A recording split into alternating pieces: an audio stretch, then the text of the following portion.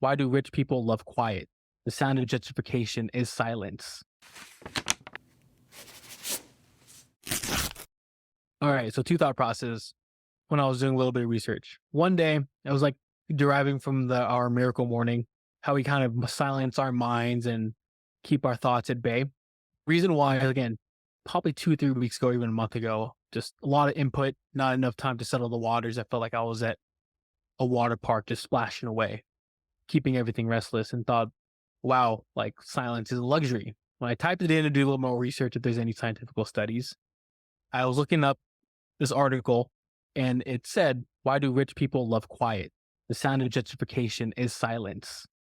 And I was like, oh crap, kind of now peering to a new lens instead of more of a personal level, it's more social economic. So why do kind of that high affluent area like silence? Hence why is silence a luxury? When you first mentioned that, I right away thought silence, but in relation to if you're in a major city or not. Mm-hmm.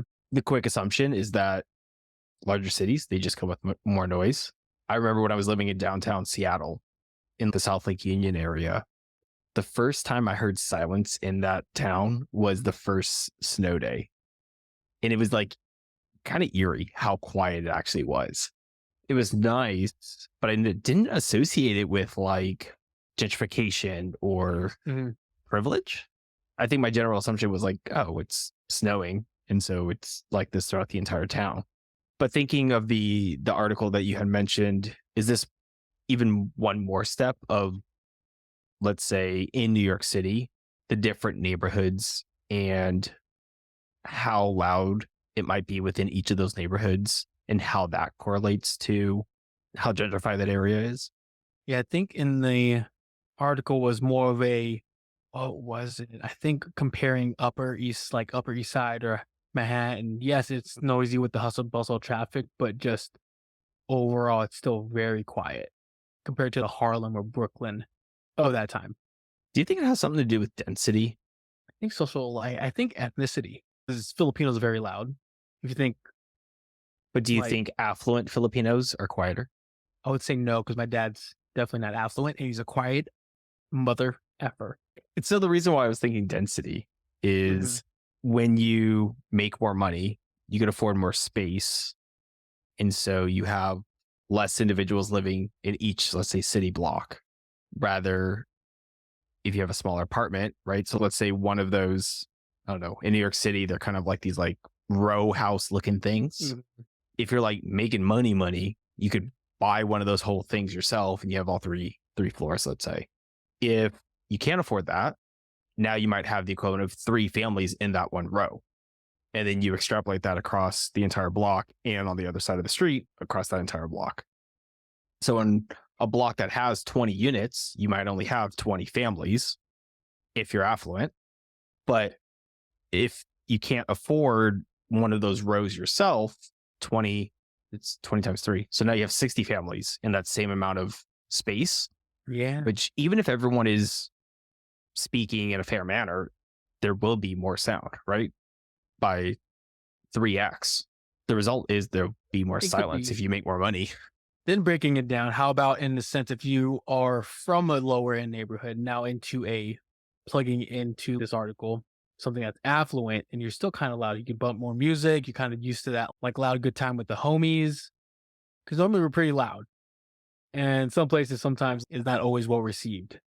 Is there so the article basically was comparing how there's more silence in gentrified neighborhoods.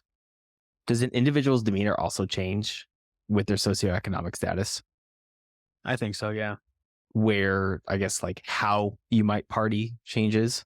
Like, even right now, it's just being an apartment complex in itself is annoying me. I enjoy my peace and quiet, and that I maybe not in the social economic for me, but I think maybe as I get older, I just everyone need to shut the hell up. Do you think that silence would then come with a higher price tag? Yeah. Like you drive for Bay Area wise, Campbell, Los Gatos, Atherton, quiet as a freaking mouse, just freaking hear a pin drop outside the neighborhood. You Hmm. know, you can hear the kids play, and that's like ruckus. I don't want to be that type of old person. Like, I do not want to be that type of old person to say, get off my front lawn. But I also want to be like, not just like right there as an inconsiderate neighbor being super loud, you know? And I feel like we had those. Yeah. Or it doesn't happen at a frequency that becomes annoying. So Hmm. if I'm like thinking of the neighborhood that I'm in, I've been here for a little bit over a year. And maybe one time, one neighbor was having a party that was loud enough to be heard throughout like the neighborhood. It didn't really bother anyone because it doesn't happen all the Doesn't time. happen often. Yeah. And all the music was off by 9 o'clock. Because I have right It now a was neighbor who's loud like karaoke. adjacent. For me, it was like adjacent, like on the same kind of like block, but would just be bumping music at 12 a.m. And like, what is going on a Wednesday? Oh, Why? okay. Let's take it back to college. Okay. Do you remember inside the dorms, there would be people just bumping music Mm. all the time? Whoever had the most bass basically wins.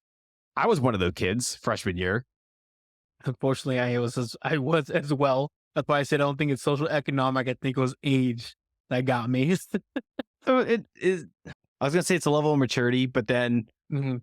if someone is also in their early 30s and still doing it, does that make them less mature? I wouldn't also say so. This is hard. Yeah, right. Then you also got to think about it as an individual. I'm going to try to frame this. If you think of it as an individual, think of the people who are really quiet and like really prefer silence versus the people who are really loud or rambunctious and how they operate.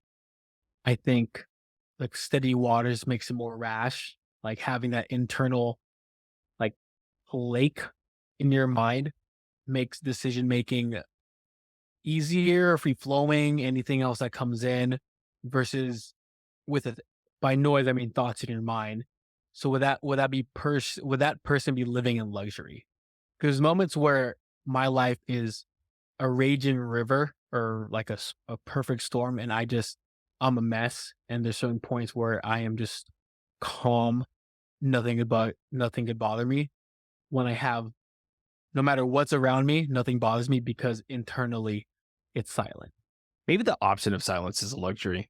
One of them, you get to choose, like, you have the ability or agency to select when there isn't silence versus in other scenarios that it's kind of imposed upon you by the others around you. And so there's that's why silence is a luxury, is because then only those that can afford to be in a scenario, in an environment where they have the ability to option in or option out. Interesting. So, It, what's your take? Do you like that? yeah, I think the one thing I was thinking is I've never really thought about it is just rich neighborhoods, they're always quieter. And so I was like, it's just the way it is. Like, it is what it is, but I've never tried to dissect why that. No, when I first started thinking of this question, it was mainly just personal. Like, how is someone so calm, even though the waters are raging around and stuff like that? But when I saw this article, it had a different spin and a different lens of things. I was like, wow, am I then at that point, and me myself, like rich in that sense that I can do this as an individual standpoint, which is, oh, wow, which will probably, maybe not a lot of people can do often. No, it's an interesting thought. You could everyone could just put that little nugget in their head and see how that festers in. But yeah, it's not a who's right or who's wrong, but just an interesting fact. It is. It definitely makes me think. I feel like pivoting to this now internal like debate of silence is a luxury for individuals. It is a luxury, and it's a demons that took us a while to face ourselves because we had to spend kind of in our thoughts and minds of fears that we could not name for a very long time until we named it and started attacking said fears or demons, whatever you want to label it as, that we're lightweight scared to confront. Yeah, because when you start meditating for the first time or It's sitting, stressful, actually. yeah, I mean, Yeah. it's why like you sit there for 30 seconds and you don't have the patience, or your mind starts to run, and then you just don't want to think about certain things, or it kind of builds upon itself the longer that you sit there. And then, yeah, eventually you're able to train it like a muscle to where you can sit for 15 minutes and then chaos can literally be around you, noise everywhere, and you're able to silence your mind. Yeah. I think you sent me a text earlier this week. It was another check mark done. And then I responded, I have too many check marks to do. Too many checks, like too many boxes to check. And then you said that's how stress develops. And that's probably what maybe someone who has not tried to train that muscle, trying to train it is the scariest part.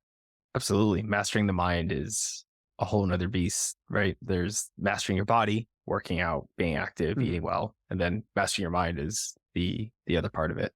Yeah. Food for thought. So we can pivot to a new subject.